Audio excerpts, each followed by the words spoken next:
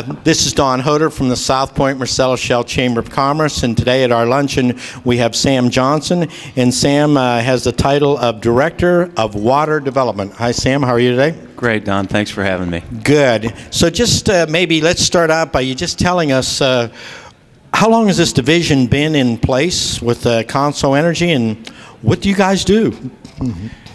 We actually started on 1 November, so we haven't been around that long. The idea behind it really comes from the fact that we consider this area, the 3 states that we operate in, Ohio, Virginia, and Pennsylvania, our backyard. We've been around since 1864. And over all that time, you know, a company like Consol develops a lot of liability, and a lot of that liability is associated with water.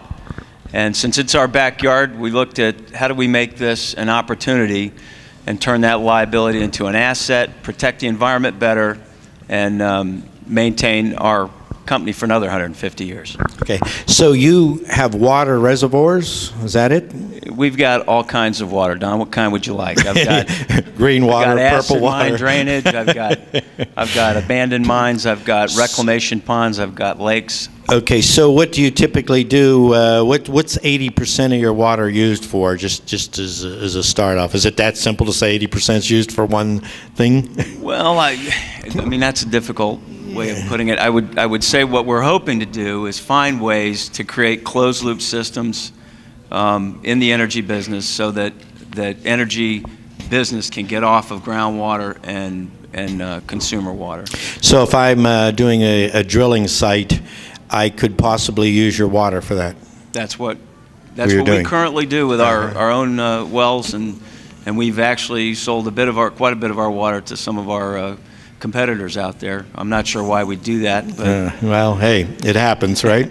So you could move water from your first, I guess, draw the water, treat the water, move the water to the shale drilling site. Then what do you do with it when you're done doing that? Well, we don't move the water. Somebody does. Somebody does. Okay. But we supply companies that move the water with water. Okay. And now internally to Consol, we recycle 100% of our flowback water, the water that comes back out of the well. And many of the companies in the industry are moving that way. Used to be that the philosophy was, if it's not fresh water, I don't want to use it. And what the industry has discovered is that the water does not need to be that fresh. You've got to make sure that certain things aren't in the water, but generally speaking, you can use water that can't be used for anything else. Now, you and I talked over lunch the other day with Lenny here, and we were just talking about how much water does a well site use in order to do the drilling and the fracking process? Of course, where you are in the shale will depend on exactly how much water you need for a well, but somewhere between 4 and 5 million gallons of water per well are used. So if you have a company that's going to drill 220 wells times 5 million gallons, that's a lot of water. So if I were to, I have to picture this, because I know how much water I use in the shower, and I know how much, it's not very much, and I know how much I use in a bathtub, but we can't do this in terms of tubs full of water, bathtubs full of water, but how would you quantify that so I can mentally picture 4 million gallons of water? How about in the way it would affect the community if you're trucking it in? For one well, that's about 1,250 water trucks coming through your neighborhoods. Wait, 1,250 water trucks. Wow. For one well. For one well. 24/7 for about 5 to 7 days straight. And that's in and out? In and out. Wow, that's incredible. So we have a lot of trucking companies that sprung up that are moving water, I would assume. There are a lot of them. Our goal, of course, is to eliminate that kind of transportation. We work with companies like Mark West and other midstream companies to try to get the water to the site through pipe, and also create proximity. If we have a water source that's close, hey, we try to talk the company out of going to the Ohio River and trucking it in. So that's where your competitor, even though they're a competitor of yours, it's just so cost advantageous for them to just pump water out of one of your reservoirs that happens to be nearby, rather than trucking it in from the river or wherever they bring it in from. Exactly.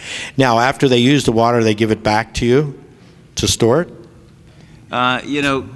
Am I oversimplifying this? Yeah, that is a bit of an oversimplification. Okay. What do I do with this 7 million gallons of water when I'm done. Well, when you frack a well in the Marcellus, about 20 to 25% of the water flows back. The rest of it stays underground. That 20 to 25%, we currently put it into a containment pond, mix it with fresher water, and reuse it in the next well. Reuse it again. 100% recycled. Now, in addition to that, with your water reserves, can you supply water for municipalities for drinking water? Have you Is there anybody in this room that would want to drink treated mine water? I'm just checking. At this point, no, Don, that's not something we do. I don't know. I heard it grows hair on your head, so I was gonna do it. I figured, what the heck, you know, it might work. Of course, it might be green, but what the heck, you know. We actually do own 103 water treatment facilities. Two of those are large. One's a 2,000 gallon per minute reverse osmosis plant in Virginia, and one's a 3,500 gallon a minute water reverse osmosis plant in West Virginia.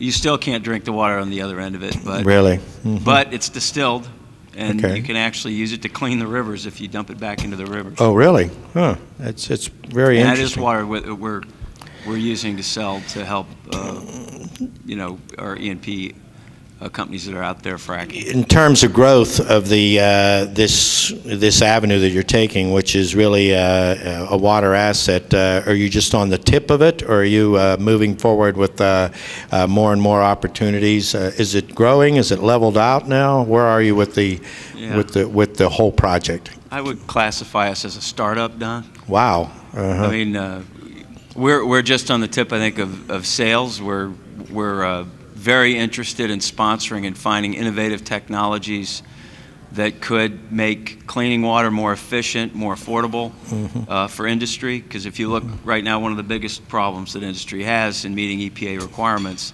is finding an affordable way to treat your water, contaminated water. So if we can do that, that's big for us. Then how that drifts into a treatment side of the business will be large, and how all that plays into reducing our own liabilities is part of what So your biggest challenge is getting the word out that you're doing this. Yeah, right? That's a big part of it. Okay. Well, hey, anything you'd like to add to what we've talked about? It's really an interesting topic, and I'm sure that where would we find out more information about this? You can actually go to our website, consolenergy.com, and find the water division there. If you want more than that, we've got a 3-page fold-out that we've just finished putting together that we can use to share what we're doing in the industry. And I can certainly send that to you, and I'm always available. Don's got my phone number and my email address, so feel free to get a hold of me. Okay, great. Sounds good to me, and maybe we'll print an article in our next magazine about it. Let's get together and do that, and just kind of get the word out on what you're doing, okay? Sounds great, Don. Sounds good. Well, thank you. That's Sam Johnson, and he is Director of Water Development for Consol Energy. I want to thank you for tuning in, and this is the Southpointe Marcellus Shale Chamber of Commerce video section.